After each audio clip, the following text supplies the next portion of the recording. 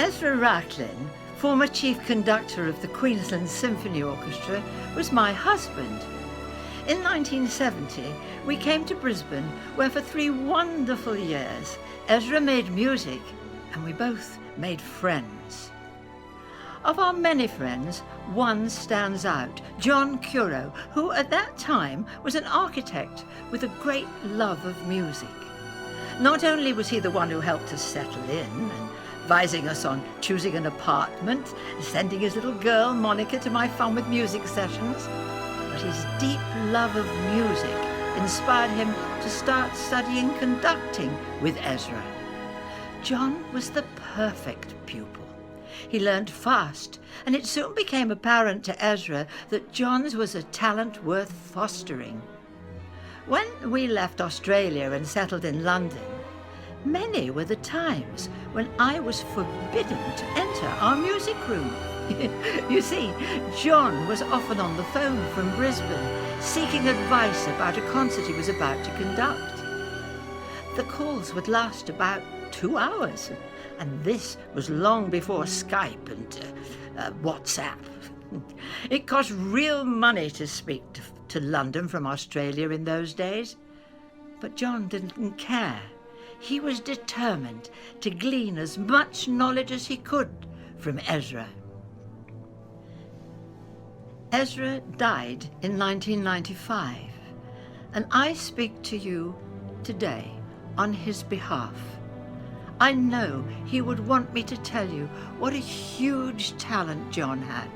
He was a fine musician, dedicated to his art. This week, by chance, I found a letter from Ezra, written to me from Brisbane, in which he told me he'd been to a concert conducted by John, describing it as pretty damn good. Then he went on to say that after the concert, John came back with him to his hotel, where Ezra gave him what he described as an, quote, in-depth appreciation of his concert work, until John left at 2:30 in the morning. That was John Curro, a stickler for detail, tireless in his effort to become a great conductor. Ezra strongly believed that it was his duty to pass on the training he had received from his own teacher, the great conductor Fritz Reiner. Reiner could trace back his conducting history to Arthur Nikisch, the father of modern conducting. The legacy of those great musicians in the past is hugely important, and Ezra was deeply happy to share it with John, who did wondrous things with it. John's achievements are legendary, and his inspiration will ensure that his work will continue for years to come.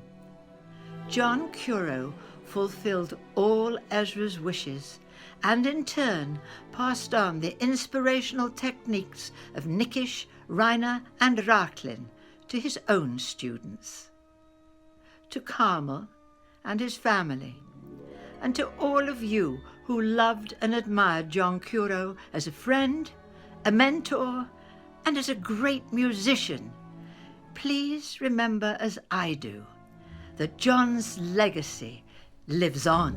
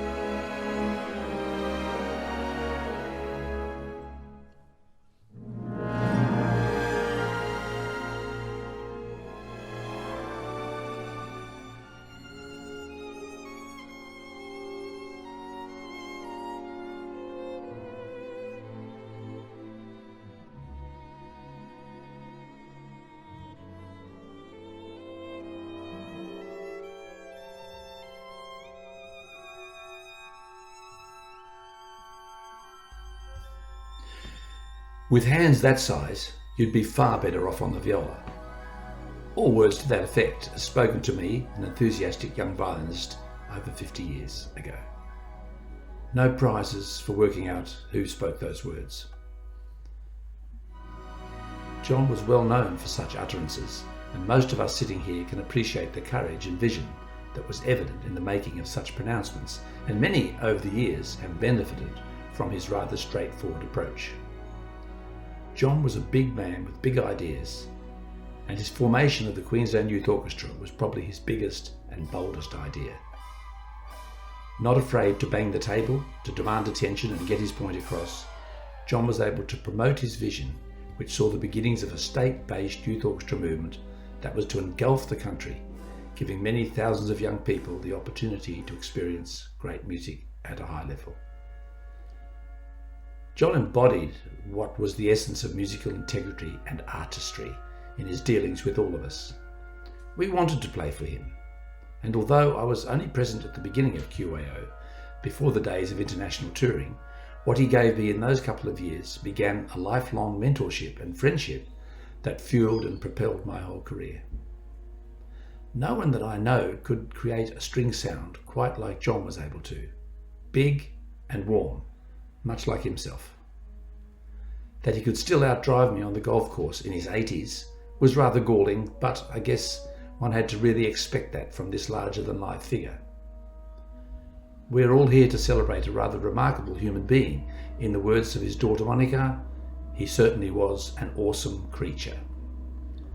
I'm sorry I can't be there today, but here I am in digital form, which I guess is the next best thing. We'll all miss John a great deal, but he will remain in our thoughts for as long as we draw bow across string or blow breath through mouthpiece. Have a lovely celebration of his life, and best wishes to everyone.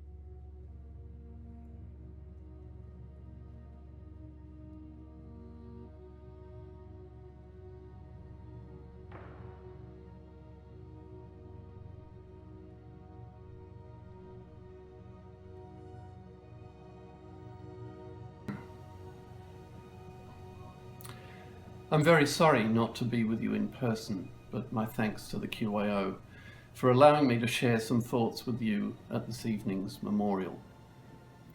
Even though I was extremely fortunate to grow up in a family in which music already played an important role, the truth is that without John Curro's imaginative dream of forming a youth orchestra in Brisbane back in the mid-60s, I'm not sure whether I would ever have found my way into the professional life of music that I now enjoy, rich in experiences, learning, and lifelong friendships. Through QAO, John gave so many young Australians, thousands upon thousands of us over the ensuing decades, a sense of purpose, belonging, and a desire to achieve something special in those critical years of childhood, youth, and adolescence, years that all too easily can be defined by alienation, loneliness, and drifting. And of course, those experiences are formative whether music remains a central part of one's life or not. Over many years, as both conductor of QIS and later as my viola and chamber music teacher at the Queensland Conservatorium, John instilled in me an enjoyment in making music itself in the first place, but also a vital and healthy sense of work ethic, self-discipline and ambition, striving not only for the best performance I could achieve at a given point in my life, but beyond that, a belief that more was always possible. For me personally, one of those vital lifelong friendships of which I spoke was with John himself, and our lunches together at his home in Moray Street over the past 3 decades or more, listening to the latest QIS performance, trying out a new bow, or discussing how to conduct a particularly tricky bit in Beethoven's Eroica Symphony. All this provided a crucial ongoing link for me to this extraordinary man, born as he was to share and to teach. My love and thoughts are with Carmel and the wonderful Curro family, and may all of you gathered together today share in remembering the generous spirit, the bestower of knowledge and the providor of possibility that was John Curro.